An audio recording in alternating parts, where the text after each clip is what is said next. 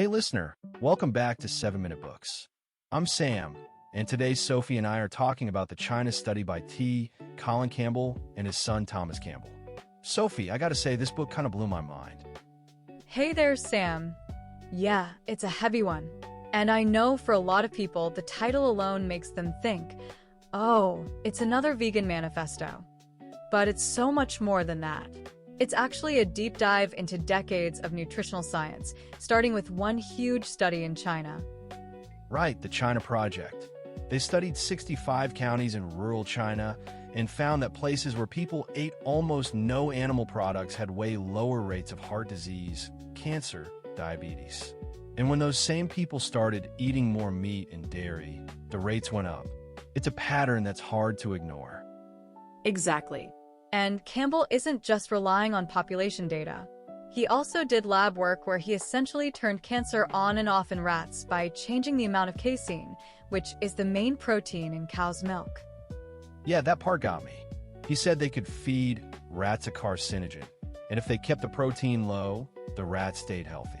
But if they bumped it up to about 20%, which is similar to a typical Western diet, the rats developed tumors.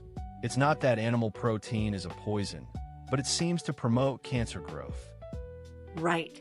And that leads into his bigger argument. We've been sold this idea that we need huge amounts of protein for strength. But Campbell says the human requirement is actually modest, and a plant-based diet easily meets it. And he really takes on the dairy industry. He argues that the countries that drink the most milk have the highest rates of osteoporosis. That's the opposite of what we've been told. It's called the calcium paradox. The idea is that animal protein makes your blood more acidic, so your body leaches calcium from your bones to neutralize it. So all that milk might actually be weakening your bones. That was a huge surprise to me. I always thought milk was essential for bone health. But he says the real source is green leafy vegetables and other plant-based calcium, which doesn't have that acidifying effect. And the book doesn't stop at cancer and bones. It covers heart disease, diabetes, autoimmune conditions. There's even evidence that a whole food, plant-based diet can reverse heart disease. He cites Dr. Dean Ornish's work where patients' blocked arteries started to reopen. That's kind of incredible. The body can repair itself if we give it the right fuel. And that's the hopeful part. Campbell isn't just saying, eat less meat. He's saying we have more control over our health than we think. He also criticizes the reductionist approach in nutrition. Where we isolate one nutrient like beta-carotene or vitamin E and put it in a pill. He says those supplements often fail or even increase risk because the whole food is more than the sum of its parts. Right? An orange isn't just vitamin C. It's a whole package of phytochemicals and fiber that work together. So the focus should be on whole plant foods, not isolated nutrients. Exactly. And he also talks about epigenetics, the idea that our genes aren't our destiny. Diet can turn certain genes on or off. So even if you have a family history of cancer, you're not doomed. You can change the expression of those genes through what you eat. That's empowering. But I'll admit, when I first read it, I pushed back a little. I thought, do I really have to be 100% plant-based? Can't I just have a little cheese?